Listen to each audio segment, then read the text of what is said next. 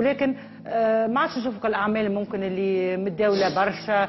دونك لي جينيراسيون بوتيتر نوفيل جينيراسيون، وانت بيان سور عندك درايه اكثر، ثم ان شاء الله جينيراسيون باهيه. هو قبل ما حتى نحكي على المساله التقييميه المشهد المسرحي الحالي، لكن نحب نركز اكثر شيء على النقطه اللي سبقتها اللي يسمى بالتكوين.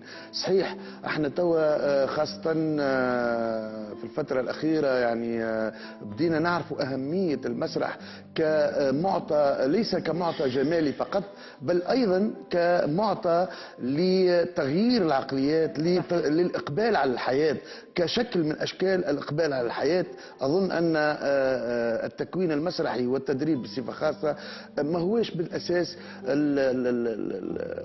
يعني ما يسمى بتكوين ممثل يحسن التمثيل فقط. هيك علاش المشروع حتى التدريبي العقليه، حتى هذا هو اللي نحكي فيه فيما يخص الشارع المسرحي يحلو برشا. هو في الحقيقه هناك مشروع من سنه 1999، وهو مشروع كان ابتدى بشكل اولي ما قبل 99. كان ثم نادي اسمه نادي الممثل سيد الركح، وكان في فضاء ضيق.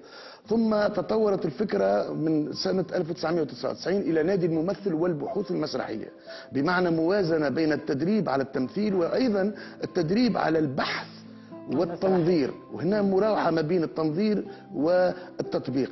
ثم في 2009 قدمنا مشروع كبير، وهو مشروع اللي حبيت ندخل به إلى كامل تراب الجمهورية، اللي هو في الفضاءات العامة، ما عادش في الفضاء المفتوح، اللي هو ليزيل إليزال أو مشروع الزلزال. مشروع الزلزال هو في الأصل تصغير أو تجميع لكلمة ليزيل اللي هي هم، ليزال هن، وليزيل إليزال أيضا. ليزيل هي الجزر والأجنحة، حتى التسمية شعرية في حد ذاتها. فمن 2009 بداية المشروع هذا هو الخروج إلى الشباب في الساحات العامة، في الفضاءات المفتوحة، أيضا الدورات التكوينية، أيضا الخرجات التكوينية. نخرج الخرجات التكوينية. وين وصلنا في احنا تو 2019 باش نحتفلوا بمرور 20 سنة نادي الممثل والبحوث المسرحية، ل 10 سنوات لمشروع ليزيل إليزال. ما ثم تطور، ثم ما نعرفش امليوراسيون، ثم هو الحاجة الإيجابية هو أنه فما فروع ليزيل إليزال في عديد من المناطق، بدأت تصير نوع من الفروع. أيضا تطورنا أيضا في التعامل مع الشباب، لأنه أصبحنا نشتغل على ما يسمى الإنسان أكثر على الممثل، بمعنى أنه الإنسان ننطلق من إنسان هش كيف يتحول إلى إنسان فعال، انطلاقا من اكتشاف مواهبه، اكتشاف قدراته، على تطوير حياته، لأنه فما ياسر إحباط لدى الشباب. صحيح. بالتالي هذا اللي نجموا نشتغلوا عليه.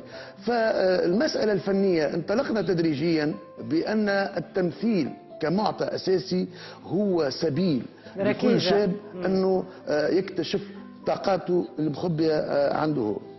بخلاف بيان سور الخاصيات نتاع نزار لكشاو كما قلت، ممثل ومخرج واستاذ في التكوين وفي تربص بيان سور والتدريب المسرحي. الشعر تكتب زاد شعر شويه، كنت تخرجنا شويه لهنا. هو انا